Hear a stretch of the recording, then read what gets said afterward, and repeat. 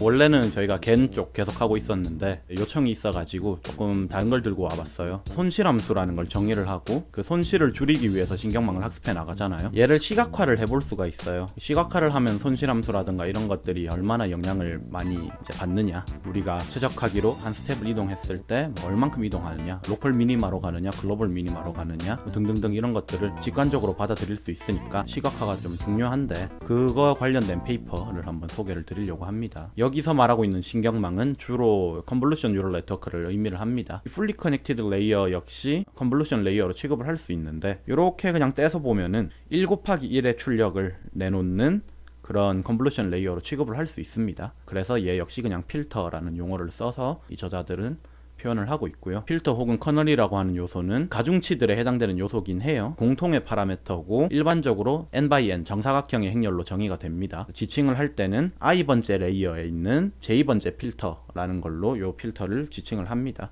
이 정도 배경으로 하고 논문을 한번 들어가 보도록 하죠. 신경망의 학습은 쉽게 말하면 고차원의 non-convex, 볼록하지 않은 그런 손실함수를 최소화하는 그런 방법입니다. 이론적으로 이건 진짜 매우 어려워요. 이론적으로 찾기에는. 오히려 실제에서는 쉬울 수도 있다. 예를 들어 많이들 쓰는 그레디언트 디센트 방법이 글로벌 저점으로 많은 경우에 잘 갑니다. 근데 이러한 특성이 암만 실제에서 잘 간다고 해도 범용적이지 못하겠죠. 신경망의 학습 가능성은 네트워크 구조라던가 옵티마이저, 그레디언트 디센트, ADAM, RMS 프로프 이런 것들을 뭘 쓸 거냐, 가중치들 초기화 해줄 때 뭘로 할 거냐 등등등의 요소들로부터 되게 의존성이 강합니다. 이럴 때 이제 시각화를 하면 왜 신경망이 동작하는지, 왜 신경망에서 이런 최적화 기법들을 써가지고 손실함수의 최소화가 가능한지에 대해서 해석에 도움을 줍니다. 직관적으로 와닿을 수 있는 거죠. 올바른 해석을 위해서는 고해상도 시각화 자료가 필요하고요. 이 페이퍼에서는 필터 노멀라이제이션 스킴을 제안을 해서 올바르게 시각화 자료를 얻을 수 있는 방법을 제시를 합니다. 종국적인 목표는 손실함수의 기하학적 측면, 우리가 시각화를 하기 때문에 시각화에서 바라볼 수 있는 기하학적 측면이 신경망을 일반화하는데 어떻게 영향을 끼치는가, 좋은 신경망을 만들어내는가에 대한 게 시각화로서 우리가 바라보고자 하는 그런 목표입니다. 본 연구자들이 제안하는 방법 이전에 손실함수 시각화하는 연구도 물론 있었어요. 그것들에 대해서 살펴보고자 하고, 신경망을 다시 한 번 더 우리가 구조화를 해보면, 구체화를 해보면 특성 벡터를 인풋으로 받아요. 이 특성 벡터라는 건 그냥 데이터입니다. 예를 들어 이미지라든가 텍스트라든가 이런 특성 벡터들을 인풋으로 받아서 대항하는 레이블들, 정답이죠. 인풋과 아웃풋, 특성 벡터와 레이블, 데이터와 정답으로 학습을 합니다. 학습의 목표는 손실, 라지 L이 있는데 최소화되는 방향으로 학습을 해요. 세타라는 걸 파라미터로 주로 얘기를 하는데 매우 많은 파라미터를 가져요. 신경망이 조금만 깊어져도, 조금만 와이드해져도 연결된 가중치들이 되게 많아지겠죠. 그렇기 때문에 이 손실함수는 세타에 의존하기 때문에 매우 높은 고차원 공간에 존재를 하게 됩니다. 우리가 해야 되는 시각화는 1차원 또는 2차원으로만 가능하겠죠. 고차원을 저차원으로 옮기는 차원의 격차를 줄이기 위한 여러 방법들이 존재를 하게 되겠죠. 기존의 기법들이고 대표적인 게 1차원 선형 보관법이라는 방법입니다. 손실함수를 그리는 되게 쉬운 방법이고, 가중치 두 개를 골라요. 이 두 점을 잇는 것으로 손실함수의 값을 그리게 돼요. 가로축이 가중치 파라미터고요. Y축이 세로축이 로스에 해당을 합니다. 이때 가로축 세타랑 가로축 세타 프라임에 대해서 선형 보관법을 한 웨이트들에 대해서 로스를 다 구해서 그림으로 표현하면 이게 1차원 선형 보관법을 써서 손실함수를 표현하는 방법입니다. 근데 한계가 있어요. 당연히 1차원 정보 이제 선으로만 표현하자고 하니까 non-convex를 보이기 어렵습니다. 로컬 미니마가 누락되는 경우들이 있어요. 굉장히 다차원의 정보를 1차원으로 옮기다 보니 누락되는 게 되게 많겠죠. 그리고 배치 정교화를 고려를 하지 않아요. 이렇기 때문에 시각화 자료가 잘못 해석될 여지가 되게 많습니다. 조금 더 괜찮은 방법으로는 그래프에서 중심점을 잡고, 이 중심점을 세타 스타라고 할게요. 세타 스타를 잡고 방향 벡터를 두 개를 써요. 그래서 델타랑 에타를 골라가지고 그래프의 중심점으로부터 방향 벡터로 확장을 해 나갑니다. 델타 방향과 에타 방향으로 중심점에서부터 시작해서 확장해 나가는 이런 형태이다 라고 이해를 할 수가 있겠죠. 다른 최소화 방법의 궤적을 보일 때 주로 사용을 하게 됩니다. 연산이 많이 들어가서 일반적으로는 좁은 영역에 해당되는 저해상도의 그림으로 나타내고요. 그렇기 때문에 손실함수에서 non-convexity가 누락이 될 수 있겠죠. 본격적으로 본 연구에서 제시하는 방법을 소개해 드리려고 하는데, 아까 봤던 이 방법에 기반을 둬요. 다만 랜덤을 따라 샘플링 하지만 스케일링을 해주겠다. 스케일링이란 게 뭐냐 살펴봐야 되겠죠. 얘기하기 전에 스케일 불변성이란 요소를 말씀을 드려야 되는데, 얘 때문에 네트워크를 비교하는 게 되게 어렵습니다. 렐루를 사례로 들어서 이해를 하면 쉬운데, 레이어마다 있을 때 이런 값들이 있었다고 쳐봅시다. 잘 생각을 해보면 이 가중치 값들의 10을 곱하고 이 가중치 값들의 10을 나눠주면은 인퍼런스 결과가 똑같다는 겁니다. 이 스케일 불변성으로 인해 가지고 어떤 플롯을 그리고 어떤 플롯을 그렸을 때 유의미한 비교가 힘들어져요. 가중치가 크다라고 하면은 부드럽고 천천하게 변화하는 손실함수를 가집니다. 한 단위만큼 혼란을 준다고 하는데 네트워크 성능이 크게 안 변해요. 큰 가중치를 가지고 있을 때는. 왜냐하면 가중치가 스케일이 훨씬 더 큰 세상에, 뭐 단위는 뭐 0.1이었다. 근데 가중치는 만 스케일에서 놀고 있다. 그럼 0.1만큼의 변화가 만 스케일에서 큰 영향을 안 끼치겠죠, 당연히. 근데 작은 가중치를 가진 신경망은 한 단위 0.1만큼의 혼란을 주게 되면은 아주 난리가 나버립니다. 결국에 신경망이 스케일 불변하지만서도 이 스케일이 어떠냐에 따라서 한 단위만큼의 변화에 민감하냐 민감하지 않냐가 결정이 돼요. 작은 가중치 신경망과 큰 가중치 신경망이 결국 동치라고 한다면 그런 혼란들은 부작용일 뿐이에요. 서로 다른 샤프니스를 보이게 되는 그런 결과를 낳아버립니다. 이거는 우리가 시각화 자료를 해석하는데 부정적인 영향을 주는 거죠. 그래서 저자들이 필터 와이즈 정교화라는 방법을 제시를 했어요. 필터를 정교화를 하는데 랜덤 방향 벡터를 하나 있다고 했을 때, 걔를 D라고 했을 때 이 식을 통해서 정교화를 합니다. 이 방향 벡터도 신경망과 똑같은 차원을 가지거든요. DIJ는 i번째 레이어에서 j번째 필터를 의미를 합니다. 이 필터라는 걸 단위로 해서 정교화를 해주고, 바 두 개 있는 거는 프로베니우스 노름이라고 해가지고 각 행렬 요소들의 제곱의 합의 제곱근, 즉 행렬에서 쓰는 L2 노름이다 라고 이해를 해주시면 됩니다. 그럼 어떤 효과가 있냐면 이 스케일에 대한 정보가 싹 날아갈 수 있어요. 정교화를 해줌으로써 다 날려버릴 수 있어서 한 유닛이 바뀜으로써 큰 가중치는 영향을 별로 안 받지만 작은 스케일의 가중치는 영향을 받는 그런 부작용을 없애버릴 수 이제 있게 된 겁니다.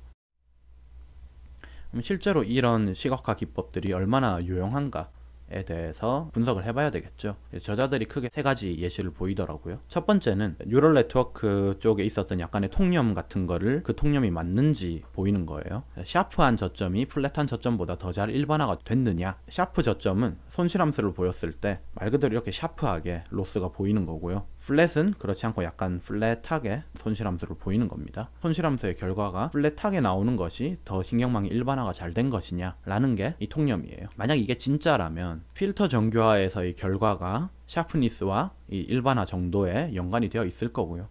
만약 그렇지 않다면 양상이라던가 일반화 정도가 아무 대응관계가 없을 겁니다. 그 주장이 맞는지 이제 살펴볼 건데, 작은 배치로 SGD를 하면 일반화를 잘하는 플랫 저점을 만든다.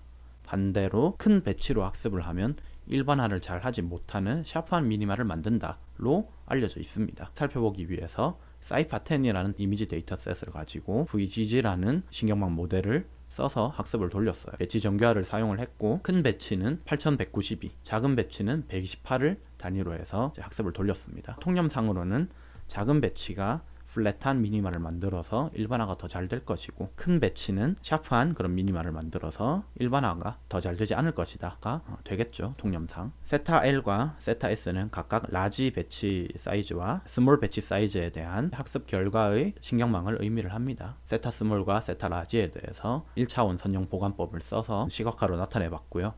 테스트 셋에 대해서와 트레이닝 셋에 대해서 각각 그림을 나타냈습니다. 먼저 이 첫 번째 그림들을 보면은 세타 스몰을 X축에 0에 대응을 했고요. 세타 라지를 X축에 1에 대응을 했습니다. 성형 보관법으로 나머지 X축들을 만들어냈고, 각각의 X축에 해당되는 가중치 정보에서 손실을 구해가지고 시각화로 찍어낸 겁니다. 파란색 선은 손실이고 빨간색 선은 정확도를 나타내고요. 실선은 트레이닝이고 점선은 테스트 셋에 대한 결과입니다. 테스트 에러를 아래에 표기를 했어요.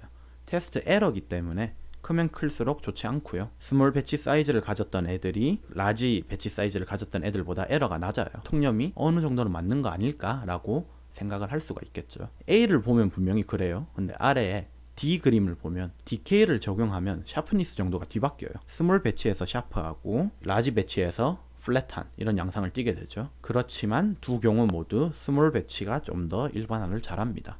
결론은 샤프니스 정도와 일반화 정도와 에러 정도는 상황관계가 없다라는 게 드러난 거죠. 이 저자들이 만든 제안하는 필터 정교화를 적용하면은 그런 통념을 깨부술 수 있는 결과가 나오느냐를 또 분석을 해봐야 되겠죠. 똑같은 실험을 필터 정교화를 써서 실험을 했고요. 1D 윗줄과 2D 아랫줄로 표현을 했습니다. 배치 크기에 따라서 샤프니스 정도의 차이는 있어요. 양상이 있지만 아까 봤듯이 그렇게 극단적으로 플랫하고 샤프하고 뭐 이런 양상은 보이진 않습니다. 그런 통념은 올바르지 않다. 우리가 분석한 결과에서는 그런 상황관계는 없다라고 분석을 할 수 있다가 이제 주된 요점이 되는 거죠. 두 번째로는 논 컨벡시티에 대한 분석을 진행을 할 수가 있는데 레스넷이라고 해가지고 스킵 레이어가 있는 구조가 있습니다. 뉴럴 네트워크 구조가 있는데 왜 스킵 레이어를 쓰면은 깊은 구조의 신경망에서도 잘 학습을 할 수 있는가를 직관적으로 보였습니다. 위의 줄들이 스킵 레이어를 적용한 레스넷에 대한 손실의 이제 2차원 그림이고요. 아래층이 스킵 레이어를 쓰지 않은 레스넷에 대한 그런 손실 함수의 2차원 그림입니다. 보시면 위에가 심플하고 밑에는 되게 복잡하죠.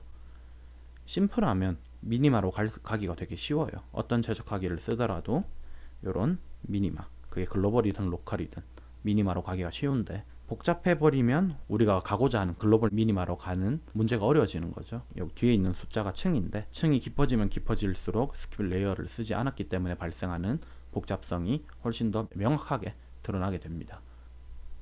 마지막으로 최적화기의 궤적에 대한 시각화 자료를 또 예시로 들었는데요. 랜덤하게 방향 벡터를 뽑아서 하면은 최적화가 잘 되고 있는지 안 되고 있는지 보기가 되게 힘들어요.